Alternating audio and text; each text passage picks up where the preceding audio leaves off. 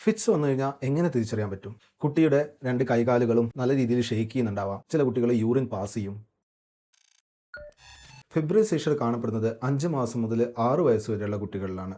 ഏറ്റവും കൂടുതൽ 1 വയസ്സ് മുതൽ 1.5 വയസ്സ് വരെയുള്ള കുട്ടികളിലും. എന്തുകൊണ്ടാണ് ഇത് വരുന്നത്?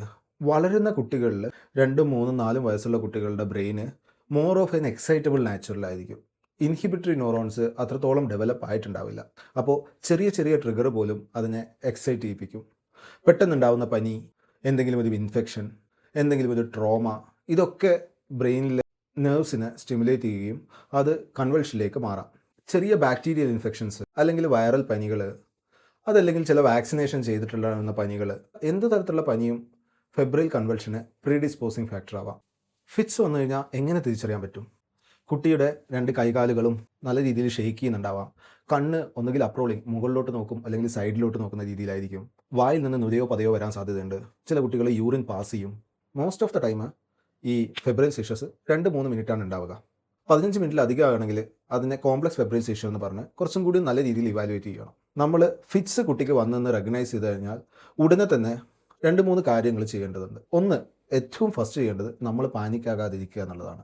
രണ്ടാമത്, കുട്ടി എവിടെയാണോ ഇരിക്കുന്നത് അതിനടുത്ത് ഷാർപ്പായിട്ടുള്ള സാധനങ്ങൾ, ഹാർഡായിട്ടുള്ള ഒബ്ജക്റ്റുകൾ എന്നിവ ഉണ്ടെങ്കിൽ അത് അവിടെ നിന്ന് മാറ്റുക. എക്സാമ്പിൾ, നമ്മുടെ ബെഡിൻ്റെ സൈഡിൽ ഇരുന്നാണ് കൺവൾഷൻ വന്നതെങ്കിൽ ബെഡിൻ്റെ സെൻറ്ററിലേക്ക് മാറ്റുക.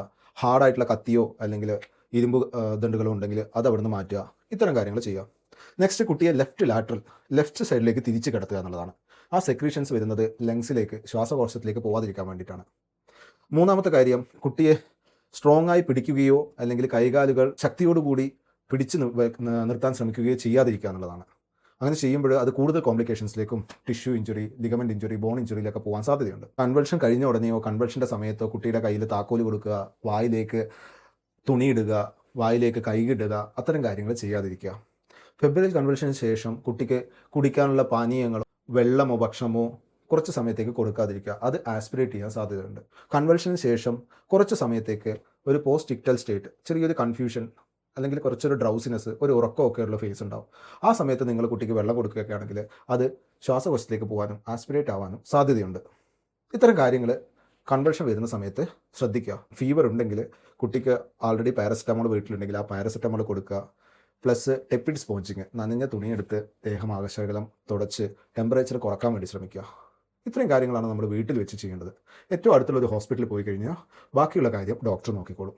പിന്നെയുള്ള വ്യാകുലതകൾ, ഫെബ്രൈൽ കൺവൾഷൻ വന്നു കഴിഞ്ഞാൽ ബുദ്ധിക്കുറവുണ്ടാകുമോ, പഠനത്തിൽ വൈകല്യമോ ഉണ്ടാകുമോ, അല്ലെങ്കിൽ കുട്ടികളുടെ കായികപരമായ ഇതിനെ ബാധിക്കുമോ? ഇല്ല, അങ്ങനത്തെ കാര്യങ്ങളൊന്നും കോംപ്ലിക്കേഷൻസ് ആയിട്ടില്ല.